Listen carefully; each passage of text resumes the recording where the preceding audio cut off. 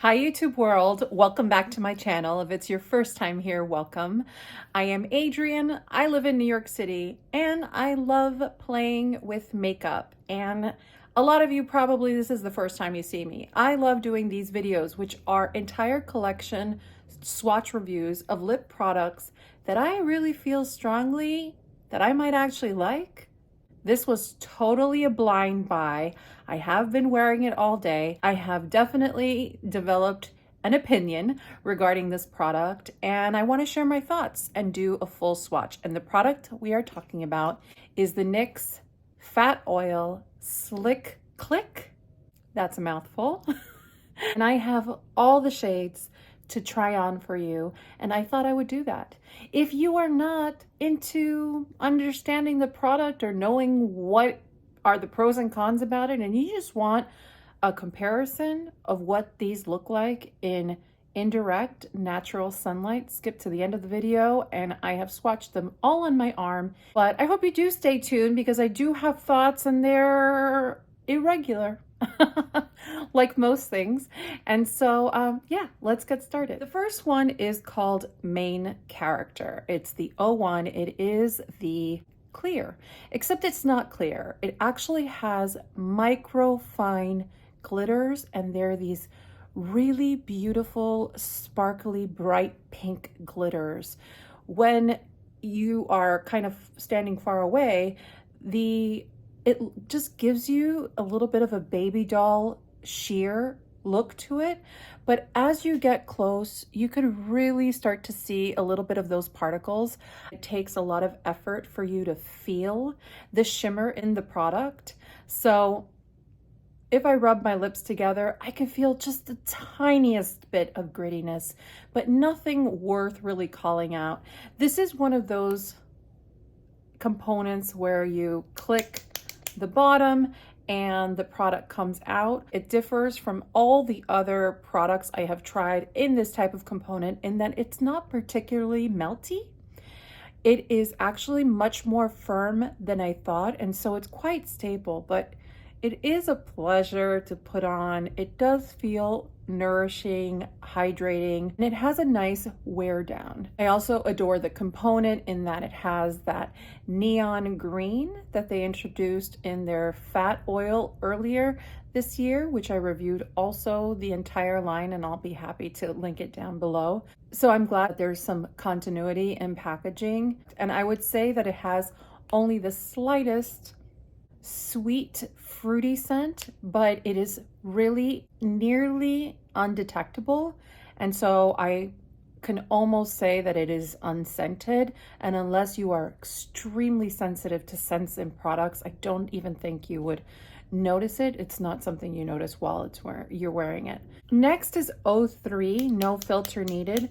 I decided to go a little bit out of order. I'm going to be swatching all the ones that have shimmer in them first. You will see why down the road, but No Filter Needed is a sheer nude, has some rosiness, has some browniness to it, has still a lot of translucency, but again, as you can tell, even though there is some shine coming off of this, it is not like the Tarte Maracuja lip products in that it doesn't have a highly reflective, occlusive feeling. It is very, very thin, though it feels more like a chapstick. There's a tackiness to it, so it has longevity to it. It will adhere to your lips. As it wears down and you keep reapplying, there will come a point where you feel like you want to take it off and reapply fresh again. But of all the shades, I think the ones that have the shimmer in them are friendlier in application, and you'll see that. Number 6, Hits Different. This one has more of an orangey, bronzy tinge to it. I'd almost compare it to the NARS Afterglow Lip Balm in Laguna. If you like that shade, kind of a bronzy goddess vibe, you like this one. But you see on my lips, it kind of has a little bit of a peachy lean to it, and the particles are a little more goldy. So I think it's very pretty. It's absolutely a color that is like up my alley. I love these sheerish colors. That's what I want out of these products because I feel like I could just throw them in my bag and I have a really nice arsenal of colors. And I also love that they have color in them. Some of my complaints about their first fat oil release is that there wasn't enough pigmentation or that sometimes the pigmentation wasn't even. Here, the pigmentation is really even, still has translucency, but I feel like you're making a little bit of a statement. This is the darkest shade of all. This is Trending Topic number 12. If you aren't new to my channel, you would know I love browns. Brown lipsticks, vampy brown is my jam. I am a child of the 90s and it just brings back all my emo. Just everything, like The Cure. I mean, come on, it's everything. What I love about this shade is, dare I say, it's like almost like a grown-up version of that kind of vamp. It's like a vamp that I could pull off on the daily basis while going to the office and still have a little like child in me that feels rebellious. I just love it. I think it's so pretty. It's just beautiful. It has a richness, it has a glossiness. Again, super comfortable. Think chapstick lip balm. I mean, so easy to wear. I'm not wearing a lip liner.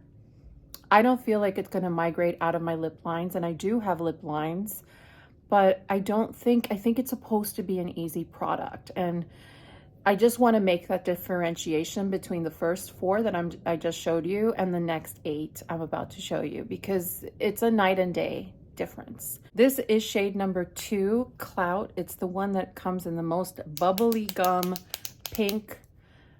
This one has a lot of milkiness in it. And is very 1980s for me. It's a little too pastel, but this is exactly what I meant. The colors that do not have the shimmer, they are extremely opaque. They're too opaque, especially if the product calls itself on the side a shiny, sheer lip balm. This is not sheer enough for me. Put blue eyeshadow on me and take me to 1984. That's what this feels like. Blotted down once, it definitely takes down that color and it looks softer. This is how I would personally wear it. I guess the other way you can wear it if you really love lip liners is doing a much darker lip liner or even a red lip liner, and you can kind of do a pretty ombre effect. I feel like this has enough pigment to make that happen. But for me, blotted down would really be the only way that I would wear this. I don't think this formula is intended to be a blotted down formula because it's already pretty thin.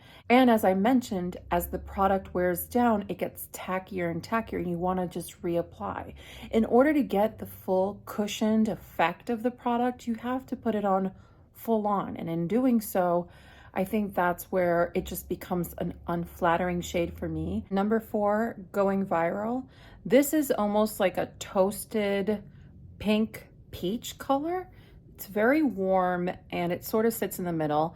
Definitely more flattering than that last one, but still its opacity is, it looks thick on the lips.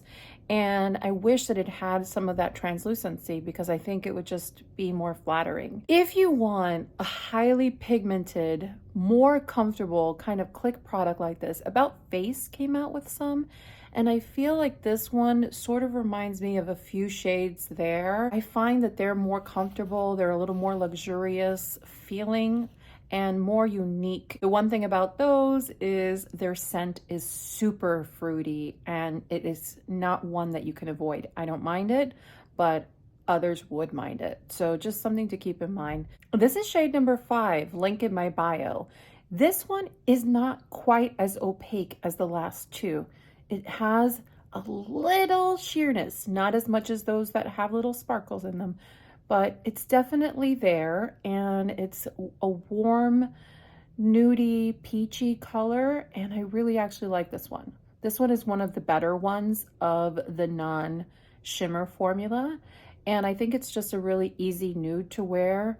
This one also has a level of ease to it that I don't have to worry too much about my lip lines, where those last two, I kind of feel like I have to worry about my lip lines. Number 7, DM Me. Another one that is really touching upon that lilac fluorescent color that was very 1980s. It's a little deeper, a little richer. I think it would work with deeper skin tones. It's not horrible on me, but it doesn't make me comfortable. It's not a color I would necessarily gravitate towards. I also feel like there's not as much opacity with this one. It's definitely there and it's opaque, but it has a tiny bit of translucency, so maybe it will work better for some folks. Blotted down one slightly, and this really looks so much nicer. Still has a lot of vividness and playfulness to me, the color, so a great spring color or summer color. Oh, that's number 8, hashtag thriving. I mean, this is fluorescent.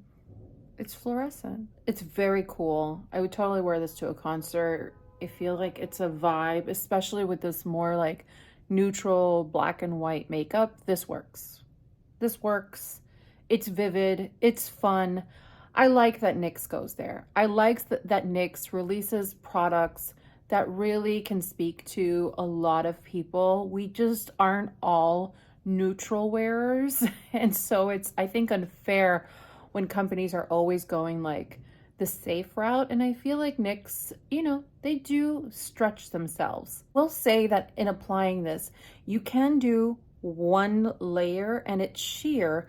The problem with this product in particular, and just doing one layer versus kind of building it up to its full opaqueness, is that there's a lot of inconsistency in the color if you apply it that way. I would still recommend that if you wanted to sheer it out, to try to apply it fully and then blot it down one layer, because by that point you would have gotten a good layer of pigment.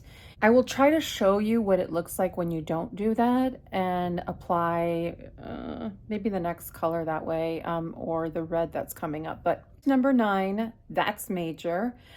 This is a kind of an orchid lilac color. Very pretty, very unique, not something I typically see in terms of a release. I do like it. I will say that the formula on this one feels so much more buttery. Again, more similar to those first sheer shades, but I would dare say even like more buttery. I think actually pigment sometimes, and the types of pigment and the ingredients that go into making a specific color can make a product really change. And I feel like here is an example of that. I wish this texture was what's showing up in the other lip balms, and no, it's not. Shade number 9, that's major. Yeah, definitely a formula difference. And by the way, that's what it looks like blotted down. And it's starting to definitely stain too. So the deeper shades do stain. And I think sometimes people like that. Here is that red shade I was talking about, double tap. And I want to see if I can show you what I mean by applying one layer and how the color does not distribute evenly.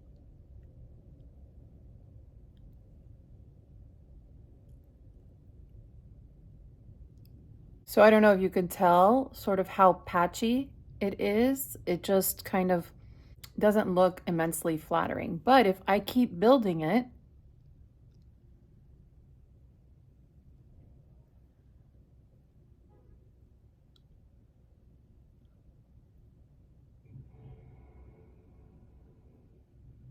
that pigmentation smooths out. It is quite rich. It is more of a pinky red, really pretty and happy for the holidays especially, but not sheer. But if we blot it, you're able to still retain some of that color, and now there's a lot of evenness in its application. Here is number 11, In a Mood. This is, I thought would be more of a brownie color, but it's actually more of like a bricky color. It does have some brown in it, but it's like a bricky, rosy brownie color. It's very pretty, and again, kind of built up, quite opaque. I do think it's moody and kind of a nice alternative for an evening lipstick. Let's blot it down and see what it looks like. Oh, that looks really nice. There it takes on more of a wine, almost a wine burgundy, but looks really pretty, like sophisticated color. I like this. I like this one. This is definitely one that I would wear more blotted, and I would really enjoy wearing it all day. Okay, I went back to number 12, which I adore. My moody emo self wanted to end this way, but this was the entire collection. I think overall, it's a nice release. It is an interesting color selection. I think what you need to really determine is what do you like out of your lip products, and understand that depending on the shade that you get, you might not get what it is that you want. If you like something easy, sheer, truly sheer, and a little sparkly and kind of one swipe ease, I think sticking with those top 4 shades that at the beginning of this video that have that shimmer will give you that. I think if you're looking for a unique, punchy, hot pink Barbie color, there are all those like 80s colors, like those 3 pinks really in the collection, and the lilacs that really kind of cover that. And I think what's nice about it too is that it ranges from super pale to deeper, and yet has that kind of like 80s fun girl vibe. And so you can get that out of this as well. And I feel like there are some nudes here that would work for a lot of people. So it's really just up to you. I'm happy to have them in my life. I think I'm gonna make some good use of a lot of them. And for those that aren't my shade, I'll probably share them with my sister and friends. If you have any questions related to this product, I'm more than happy to answer. Just ask down below. Hope you enjoyed it. Hit the thumbs up if you did, consider subscribing, and we will talk soon. And stay tuned for those arm swatches in indirect natural light at the end of this video. Take care, everyone.